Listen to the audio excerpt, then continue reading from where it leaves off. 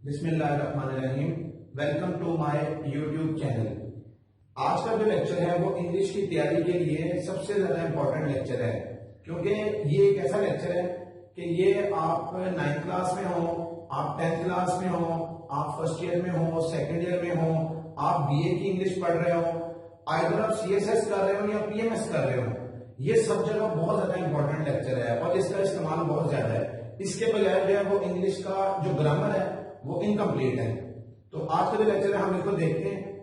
Punctuation mark मतलब तकरीबन 11 किस्म की पंक्चुएशन मार्क हैं जो नॉर्मली इस्तेमाल होती हैं जब हम इंग्लिश में बात करते हैं, इंग्लिश में लिख रहे होते हैं।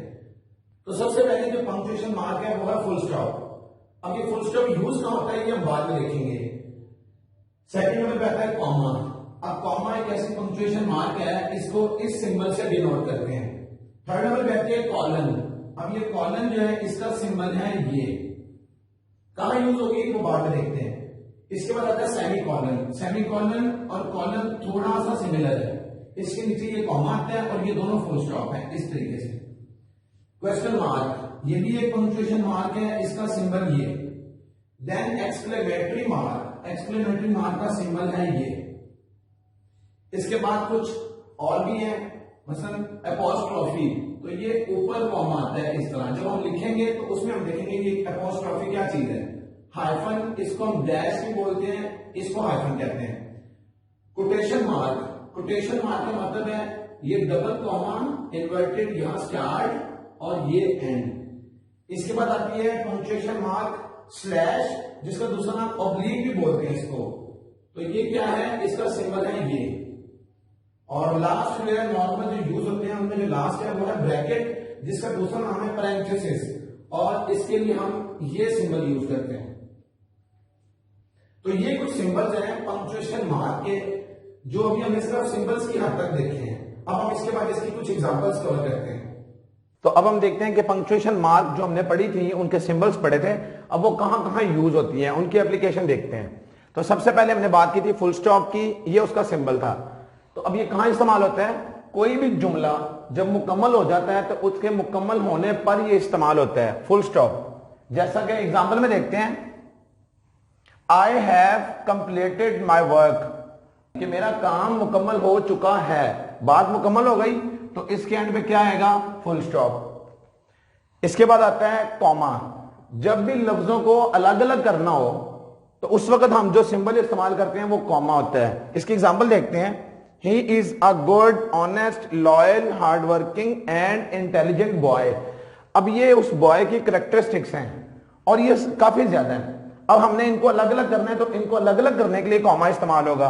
जैसा कि he is a good, honest, loyal, hardworking। इसके बाद कॉमा नहीं आएगा, क्यों कि इसके बाद एंड आ गया है। जब एंड आ जाता है फिर कॉमा नहीं आता। एंड इंटेलिजेंट बॉय, और लास्ट में फुल स्टॉप। थर्ड नंबर पे आता है कॉलन। कॉलन क्या था, जब भी चीजों की लिस्ट बतानी हो या ज्यादा सारे फीचर्स बताने हो तो उसमें हम इस्तेमाल करते हैं कॉलन। ये इसका सिंबल है और इसको यूज कहां करते हैं, एग्जांपल देखें। Following are the qualities. अब ये क्वालिटीज है, इसके बाद हमने ये, क्योंकि क्वालिटीज ज्यादा होती हैं तो उसके आगे हमने यूज करना है कॉलन। जैसा कि ऑनेस्ट, फेथफुल, इंटेलिजेंट, और ये पूरी लिस्ट है। अगर ऐसा कभी केस आ जाता है तो इसकी जो फॉलोइंग आर द क्वालिटीज लिखा हुआ है या following are the features, characteristics, तो उसके आगे हमारे पास कॉलन इस्तेमाल होगा। देन चौथे नंबर पे आता है सेमी कॉलन। अब सेमी कॉलन बेसिकली दो जुमले हो या दो क्लॉजेज हो, इन दोनों को अलग अलग करने के लिए सेमी कॉलन इस्तेमाल होता है। अब सेमी कॉलन मिसाल के तौर पर एग्जाम्पल देखें। The clouds were already seen, it would rain soon, यानी बादल देखे गए हैं और जल्द बारिश हो सकती है। अब गौर करें, बादल देखे गए हैं ये एक बात कर रहा है, एक सेंटेंस है, और बारिश हो सकती है ये दूसरा सेंटेंस है। जब ये दो सेंटेंसेस आ जाते हैं तो इन दोनों सेंटेंसेस को सेपरेट करने के लिए हम सेमी कॉलन यूज करते हैं। इसके बाद आता है क्वेश्चन मार्क। ये इसका सिंबल था। जब भी कभी कोई सवाल पूछा जाए, कभी भी किसी किस्म का भी कोई सवाल पूछा जाता है तो हमेशा उस सवाल पूछने वाली लाइन के एंड पर क्वेश्चन मार्क यूज होगा। जैसा कि वेयर इज माई बुक, कहां मेरी किताब है या मेरी किताब कहां है, तो हम उसके लिए जो यूज करते हैं साइन, वो क्वेश्चन मार्क का यूज करते हैं, सवालिया निशान बोलते हैं इसको। इसके बाद आता है एक्सक्लेमेटरी मार्क, ये इसका साइन हमने पढ़ा था। मिसाल के तौर पे अगर इंसान को एकदम से कोई कैफियत बन गई है, लाइक उसको खुशी है या उसको कोई गम पहुंचा है या उसको कोई गुस्सा पहुंचा है या कोई सदमा लगा है या किसी किस्म का भी जज्बात का इजहार करता है, तो उस इजहार के लिए जो इस्तेमाल होता है वो एक्सक्लेमेटरी मार्क होता है। जैसा कि हम एक लाइन बोलते हैं, ये अचानक से लाइन बोली जाती है, दैट्स ग्रेट, इसका मतलब क्या है कि ये वो खुशी का इजहार कर रहा है, इसके एंड पर क्या यूज होगा, एक्सक्लेमेटरी मार्क। या एक और एग्जांपल देखते हैं, हम कहते हैं ओह नो, ओह नो का मतलब क्या है कि उसको कोई सदमा पहुंचा है या उसको कोई बुरी खबर मिली है, तो उस केस में भी ओह इसके बाद जो है ना ये सिंबल यूज होगा एक्सक्लेमेटरी मार्क का।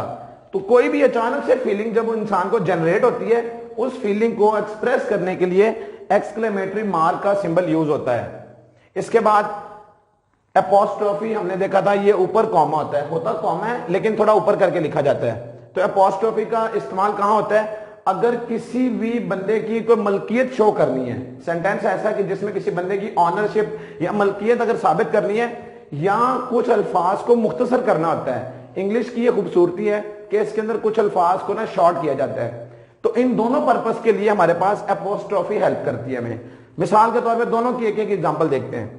अब ये एक वर्ड है अलीज कार, यानी अली की गाड़ी। अब ये जो की है ना, ये अलीज के बाद एपोस्ट्रोफी एस आएगा।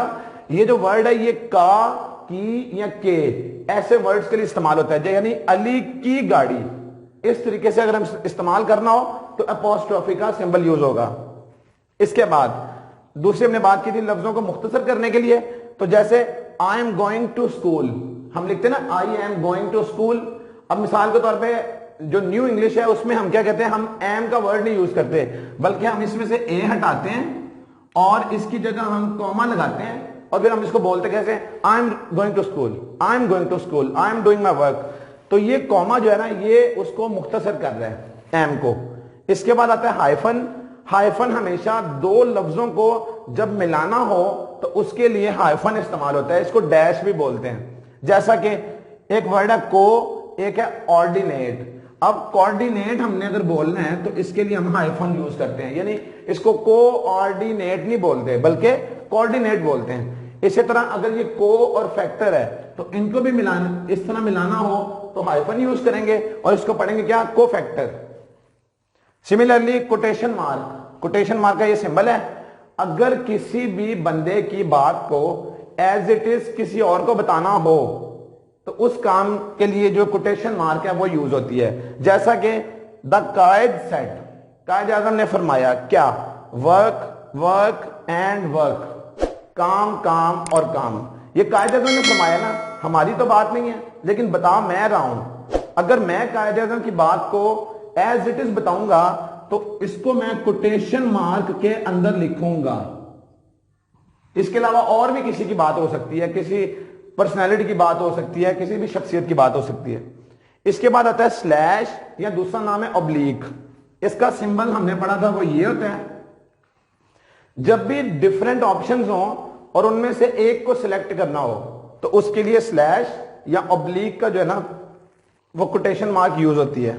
इसके बाद आता है ब्रैकेट्स या पैरेंथेसिस, इसका ये सिंबल था। अगर किसी भी चीज का रेफरेंस बताना हो या गिनती लिखते वक्त नॉर्मली यूज होता है ये। जैसा कि अब ये रेफरेंस वाली बात क्या है, ही लाइक्स मीट चिकन। अब ये मीट जो है वो उससे मुराद है चिकन, तो हम क्या करेंगे, ये चिकन जो है ना ये रेफरेंस के तौर पे हमने बताना है कि मीट का मतलब है चिकन, तो हमने क्या किया, उस चिकन को ब्रैकेट्स में या पैरेंथेसिस में लिख दिया। इसी तरह इसकी सेकंड एग्जांपल हम ले लेते हैं। जैसा कि हम नॉर्मली जब इंग्लिश लिखते हैं तो हम उसमें लिखते हैं देयर आर 25, आगे mathematical 25 students in the class. अब ये 2 दफा 25 नहीं है, बेसिकली हम लिखते हैं इस तरह से कि ये हम वर्डिंग में लिखते हैं और ये फिगर्स में लिखते हैं, तो फिगर्स को हम इस तरह पैरेंथेसिस के अंदर लिख देते हैं।